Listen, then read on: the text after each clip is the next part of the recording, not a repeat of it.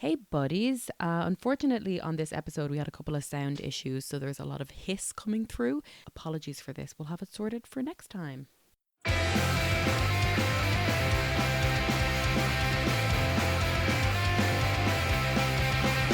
Hello and welcome to Riddicks on Movies.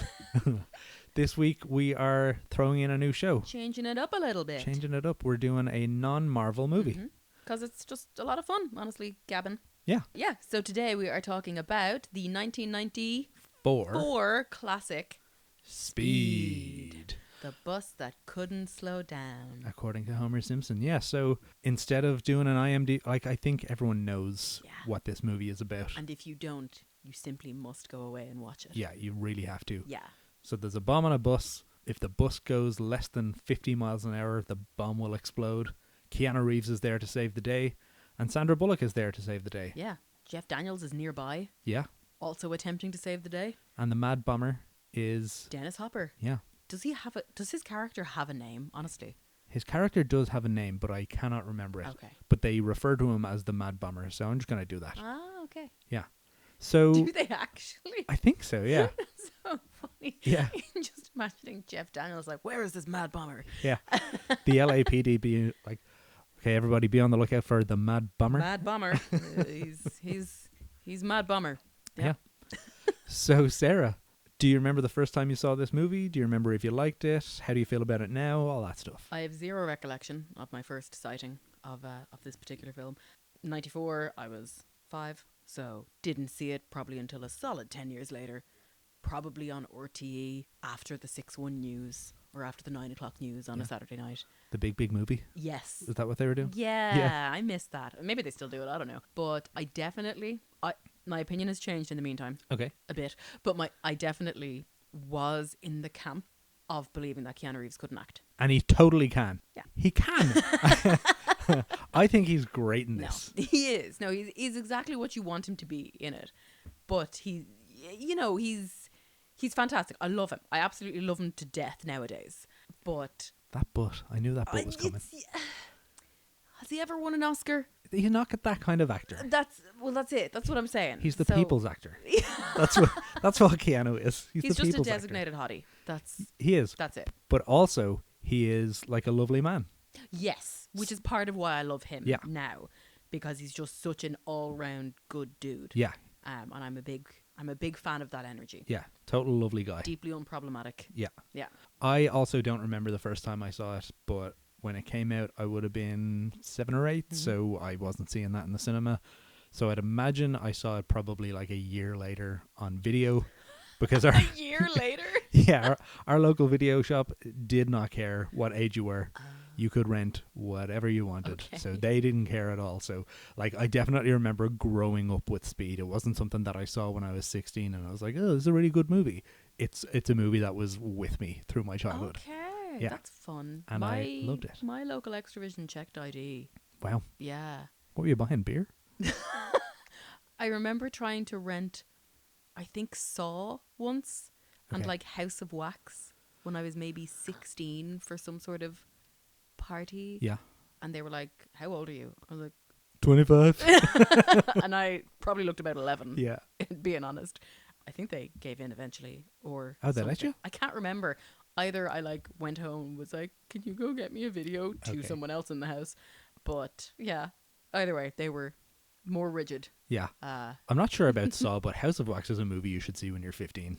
Well, I did. Yeah. And I probably didn't sleep for a week afterwards. That's really funny. I'm not a horror buff. I'm a wimp. Well, Speed has none of that. So right up your alley. Only a nice action thriller. Wonderful action. Yeah. So beautiful. I am firmly in the Keanu Reeves as a good actor camp. Yeah. He's got a unique style. That's fair. He's his own man. He is his own man. That's absolutely true. I will agree with that. Yeah. Yeah. And I think in this movie he's fantastic. I think there's no bad part of his performance in this movie. There's some funny deliveries. Yes. But I still think they're great. Yeah. Like that one that you really like when he's got a gun on the guy on the bus. Oh yeah, we're just two cool guys. Yeah. Who else could deliver that? No one on this earth. Yeah. Honestly. It is exceptional. And Imagine like there's also a few amazing bits, like at the very start where they're in the building and the elevator has started. there's A a load of people bomb in the stuck in an elevator. Yeah. There's a bomb in the elevator, and the big old LAPD team arrives, and someone, the captain or something, asks, "Was there anything to stop this elevator falling?" And Keanu goes, "Yeah, the basement." And it's like, Amazing. oh god, that's so cutting, but also like that's really well done. Yeah, a really funny line, Yeah. and he delivers it so well. Yeah, it's hilarious. That's a great line. But also like, oh god, Keanu, these are people. Yeah. I think overall the premise of this movie is unbelievable. It's like, so simple. It's so simple. Yeah. It's so straightforward. There's a bomb on a bus. It can't slow down or it'll explode. Yeah. Like, how good and quick and to the point is that? Yeah. Imagine walking into a movie studio as like pitching that story. It's just so straightforward. Yeah. Also, we're going to hire some attractive people Yeah. to be on the bus. And it could happen to anybody. And also it doesn't suffer from the, like, knowing that it's 1994, it doesn't suffer from the thing that we see nowadays where you're counting on someone's phone not working, Yep. or I left my phone at home, my battery's dead, or I have no coverage. Like, you're not dealing with that. It's just, this could happen to anybody at any time. And the villain is unhinged enough Yeah. that there's no way of talking him down, or like, he's just a guy who is angry and just wants to fuck shit up. He's the definition of a little freak boy. Yeah. That's what I think. He is an absolute little freak boy. There's no getting around it. Yeah. He's going to blow shit up. Yeah. And yeah, to your point, there's so many movies these days where they have to, like, particularly like horror movies where Yeah. the killer is chasing them and it's like, take out your phone, call the cops. But like, there's none of that here. Yeah. No amount of having a phone or having the internet on your phone is going to help you. Yeah. So the movie is absolutely timeless. Yeah. It's not one of those ones where you go like, oh, they couldn't make that today because you'd solve it straight away. Like, Yeah. you wouldn't. No, you would not solve it straight away. It would probably be worse. Yeah. Yeah. So yeah, unbelievable premise for a movie. The cast is stellar. So Yes. like the main cast, Sandy B, Sandra Keanu. Bullock, for anyone who isn't familiar with her. If you're not her bestie, you're Yeah, not allowed to call like her we Sandy are. B. But Yeah. and Dennis Hopper as the villain, like fantastic. And then you've got the supporting cast. As Did you say Jeff Daniels? I didn't. So Jeff Daniels in the supporting That's cast as Harry. Harry, unbelievable. Love him. Joe Morton as the police captain, Captain McMahon. he's great. Yeah. So it's just phenomenal. And then interestingly, the director Jan de Bont, this is his first movie. No way. Yeah. So he was a cinematographer before, so Okay. he worked on things like Die Hard and like action movies and stuff. Very talented. And I think he was handpicked by the director of Die Hard, who was initially offered this movie. And he was like, no, get Jan to do it. I love seeing that transition. I love that transition from, I am a cinematographer, I know how to make this beautiful, so now I'm just going to step into the role of making the actors look fantastic in this scene that I've created. Yeah. I love that. I love that grounding that he obviously had. Again, me not knowing anything about the cinema industry. But he can clearly direct a He film. can clearly direct a film. Yeah. Like, stellar. Yeah. Am I right that he did, I looked this up. What was the one he did after this? Straight after this, he did Twister. Unbelievable film Flawless. again. Like a great 90s action flick. We'll talk about that in the Yeah, future. yeah. That's all-time top 20 films Yeah. for me. After that, unfortunately, the movies weren't so stellar. So after that, he did Speed 2 Cruise Control. Nothing wrong with Speed 2 Cruise Control. Okay, I've never seen I'm it. joking. but- I think I've seen it and I don't think it's incredible. Doesn't have Keanu though. Yeah, So what's the point? I don't think anyone walked away from that movie and went, "We nailed it." I think everyone was just like, "Pay me the money and let me go." So yeah, I never bothered to see that. Okay. He also directed 1999's The Haunting. I don't know if you remember that. It is based on The Haunting of Hill House, Okay. the book by Shirley Jackson. It starred Liam Neeson, Catherine Zeta-Jones. Yes. I'll tell you this, it was not a good film. It was not I a good film remember at all. seeing it. I think I get it mixed up with, there was one with Michael J. Fox. I think it was called The Frighteners. Yeah. That came out around a similar time. And for me, The Haunting and The Frighteners, if that's what it's even called, are the Deep Impact Armageddon Okay. of that time period. I've no idea when these came out, but I associate the two and I get them mixed up. I think I enjoyed The Haunting. I'm going to be honest. I definitely did at the time, but Yeah. I watched it again a few years ago and I was like, "Oh, that is not good." Oh, no. Maybe it's just Owen Wilson's in that as well, actually. Yeah. I will say this. I've read The Haunting of Hill House. Okay. And the movie is like a good adaptation of it. Okay. the TV series The Haunting of Hill House shares only the name with the book. There is like practically nothing connecting them other than that. Was there also a film called The Haunting of Hill House, or there was, I think, like back in the 50s, 60s type of thing. Okay. Yeah. For some reason, I thought there were more haunting films that same year, but I've no idea. Yeah. Look, 94, great year for cinema. Yeah, absolutely. So yeah, Jan de Bont absolutely nails it coming out the gate with Speed, follows it up with Twister, which was unbelievable, and you know that's enough of a legacy. Honestly, you could just quit right there. And I probably would. I'd probably be like, done, we've done it. We're not going to get the hat trick here. I'm retiring. Move on. So what else goes on in this movie? Oh, so the big kind of stunt in the movie, actually there's a few big stunts in the movie really, but like the big famous one is jumping the bus over the unfinished bridge. Yes. So for anyone who has not seen this film for some reason, and again I implore you, you simply must watch it. The bus ends up on an unfinished section of highway, freeway, we'd call it a motorway, unfinished section of the M50. And between Carrick Mines and Dundrum, somewhere along there.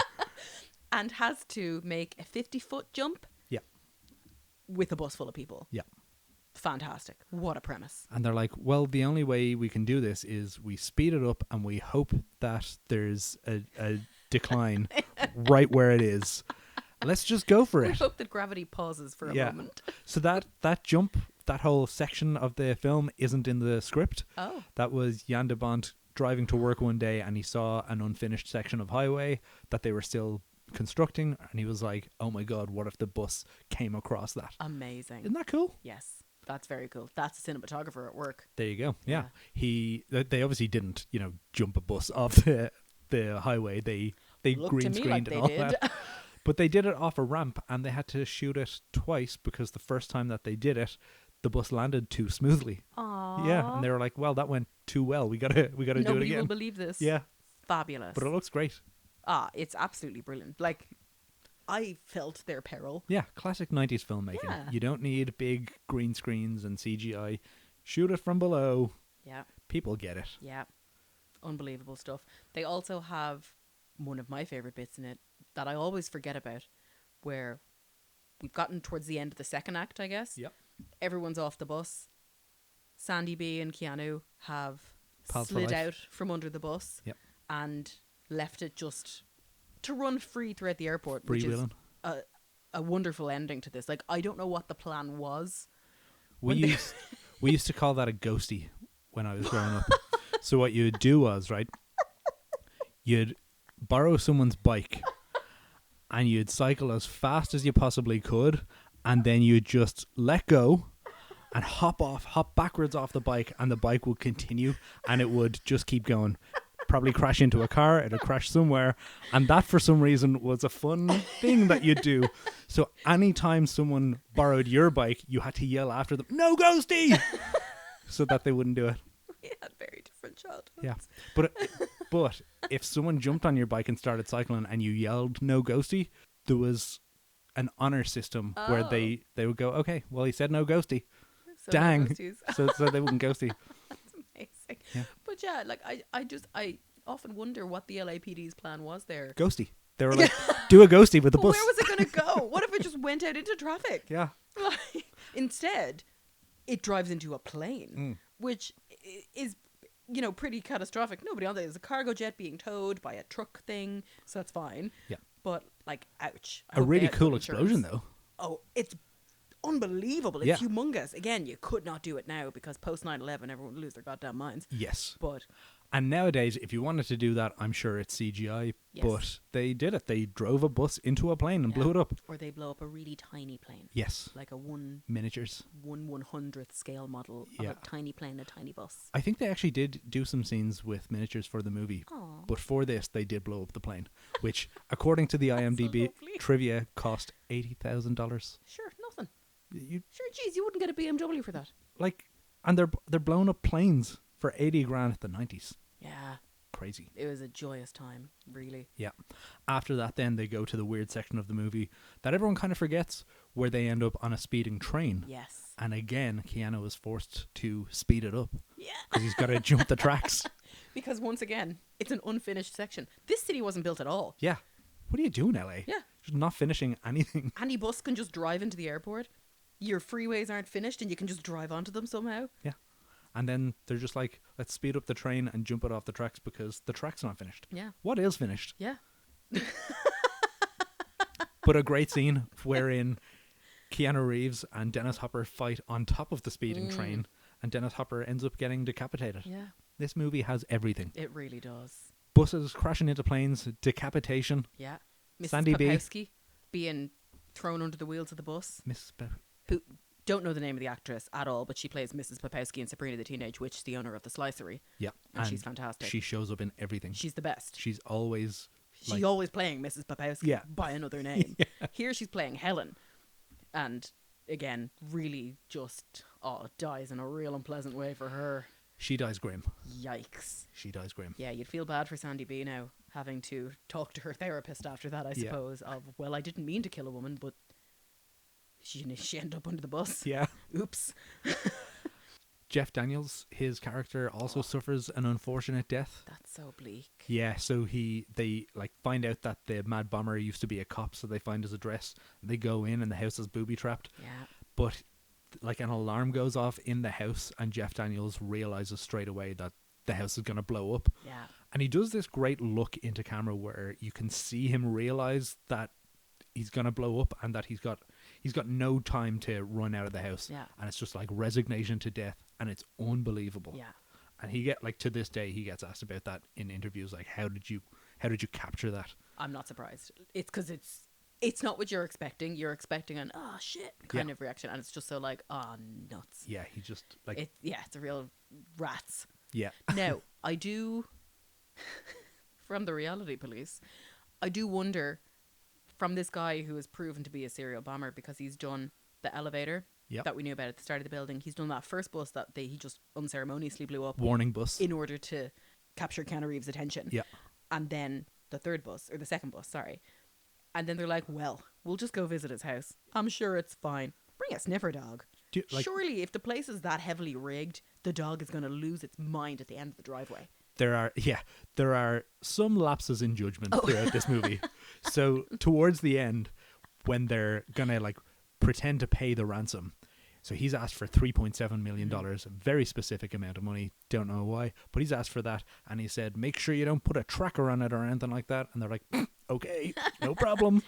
And then they clearly put a tracker on it and also a die pack, and he gets fooled by both of them. Yeah, like you used to be a cop. Yeah, you should know this. Yeah. Like at that point, they've fooled him by looping the video from the bus, so it looks like everyone's still on board when they've really escaped. Now, how the news didn't report the massive explosion at the airport because they're all standing at the fence, looking through. Like, anyway, so how he missed that particular bit, I don't know. And then it's like, well, time to get my money. So he knows, like, by the time he's going to pick up the money, he's figured out that he's been had. Yeah, why he wouldn't expect them to put the tracker there and the die pack, you know. Because when the die pack goes off, he just screams, "My money!" Yeah. And it's ruined! Astounding. Like, of course it's ruined, sir. What were you expecting here? Yeah. You would think, turn on your brain there a bit, Mad Bomber. Yeah. Also, the fact that Keanu Reeves is there going, something's not right, this guy's never late. And they don't have the tracker switched on. Yeah, he's like, turn it on. And the guy gives him shit about it. He's like, why would we turn it on? It hasn't gone on. Of course you turn the tracker on. Yes. You're not paying for the batteries. Yeah, it isn't coming out of your salary, like. Yeah.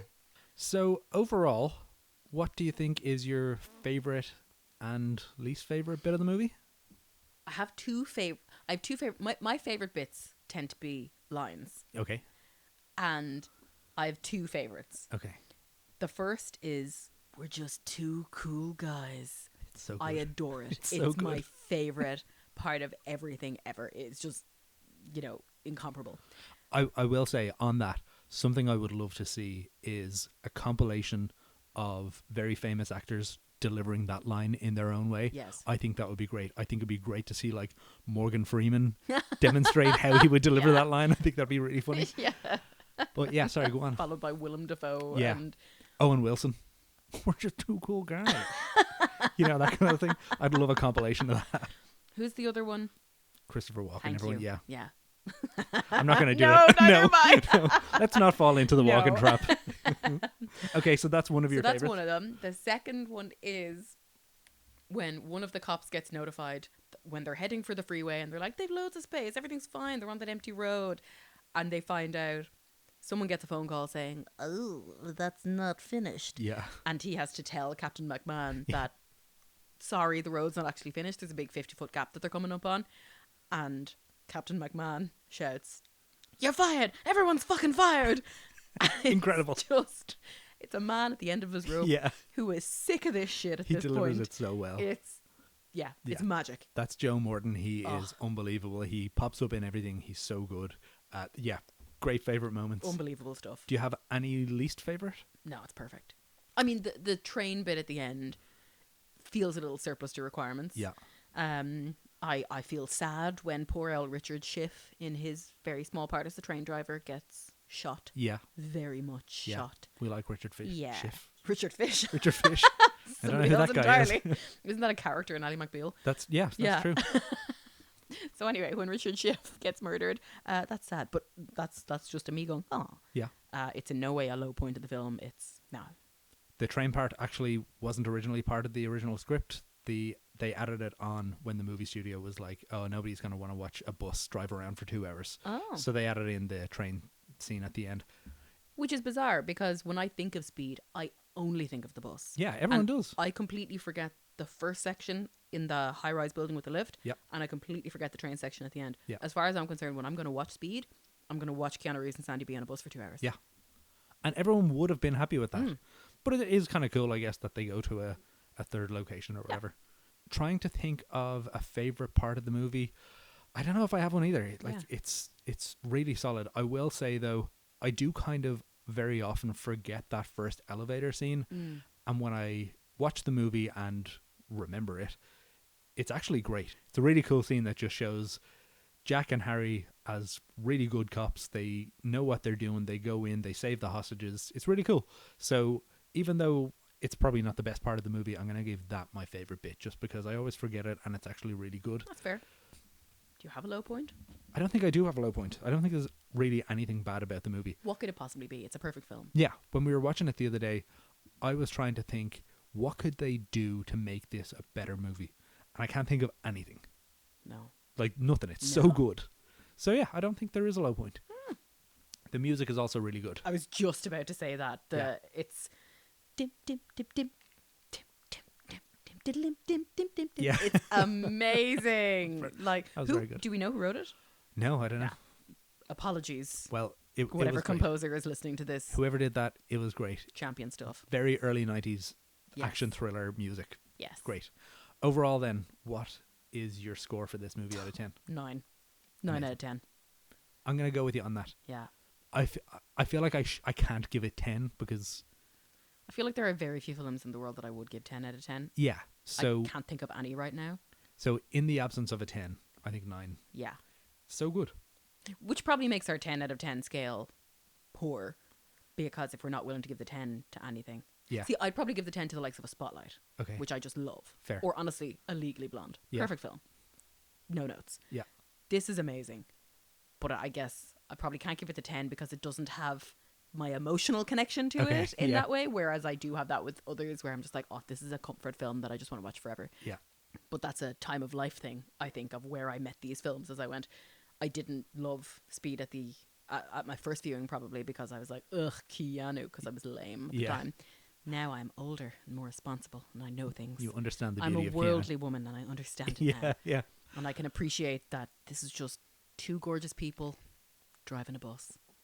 What more could you want? Like, having a moment. My last question for you. Yes. What is your favourite Keanu movie? Ooh. Oh, that's a toughie because I love John Wick. I can tell you it's not Point Break. Okay. I love Bill and Ted. Point Break is great. I love him in... Is it Crazy Rich Asians? Yes. He plays himself. Yeah, he's love fantastic him in that. that. I'm not a big Matrix gal. What else have we got? Those are kind of the biggies. Yeah. So, yeah, I mean, John Wick is fantastic. Story of a man going after the people who killed his dog. Like, Can't beat it. again, just what motivation. Yeah. I support him in this. Bill and Ted is perfect. He's so silly. Yep. I love it. As Ted Theodore Logan. And I never get that right. I'm like, yeah, one of them's Bill and one of them's Ted. And I will never know which one is which. Well. You've told me now and what I've forgotten. Like, so that's just... What about you? What would you rank as your favourite Keanu movie? I don't know, because all of those ones that you mentioned, they're top tier. Tier. So, like, I grew up with Bill and Ted. Mm-hmm. I grew up with Speed. Mm-hmm. The Matrix was unbelievable when it came out. Unfortunately, there were sequels, which kind of dampen it. And then John Wick is amazing. Yeah. Point Break is fantastic.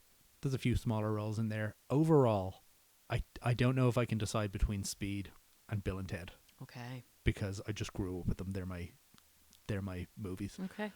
I guess I'll probably say, I'm going to say Speed, because he is the lead. Yeah. Bill and Ted, there were two of them. I'm going to give it to Speed. Yeah. Good choice. Favourite Sandy B film? Oh. I can answer this straight away for myself. Okay. Miss Congeniality, without a doubt. Unbelievable. Fair. Yes. Sandy B. And I will force us to do an episode of Miss Congeniality later. That's cool. Because I adore it. And she's great. Unbelievable. She's great in everything. Yeah.